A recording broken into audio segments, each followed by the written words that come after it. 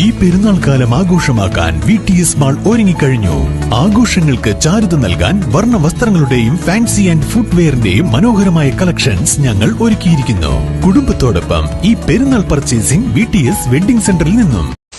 Hello, Cheenikkamukku road open ആയിക്കോട്ടോ.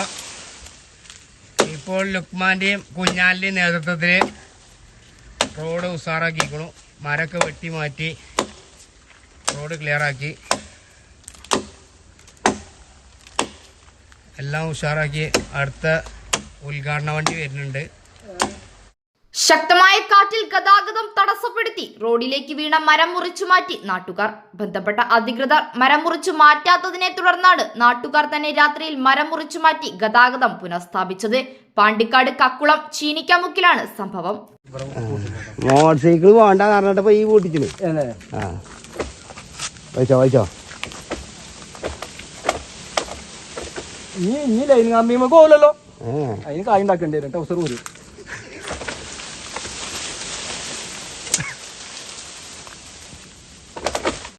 കഴിഞ്ഞ ദിവസമുണ്ടായ ശക്തമായ കാറ്റിലാണ് 3ഓളം വൈദ്യുത തൂണുകൾ അടക്കം തകർത്ത് മരം റോഡിലേക്ക് വീണത്. ദിനംപ്രതി 200-ലേറെ വാഹനങ്ങൾ കടന്നു പോകുന്നതും കക്കുളം ഭാഗത്തു നിന്നും വളരാട് എടയാറ്റൂർ ഭാഗങ്ങളിലേക്ക് ആളുകൾ ഗതാഗതത്തിന് ഉപയോഗിക്കുന്നതുമായ ചീനിക്കാമുക്കിലാണ് വൻമരം റോഡിലേക്ക് വീണത്.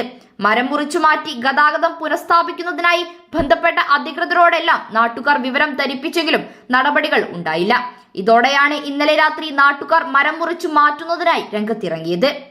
സുലൈമാൻ, ലുക്മാൻ, കുഞ്ഞാലൻ, സുന്ദരൻ എന്നിവർ നേതൃത്വം നൽകി. ഇതിന്റെ കുറച്ച് അവശിഷ്ടങ്ങള് റോഡിലേക്ക് തൂങ്ങി കിടക്കുന്നുണ്ട്. കണ്ണും മുറൊക്കെ പോകും.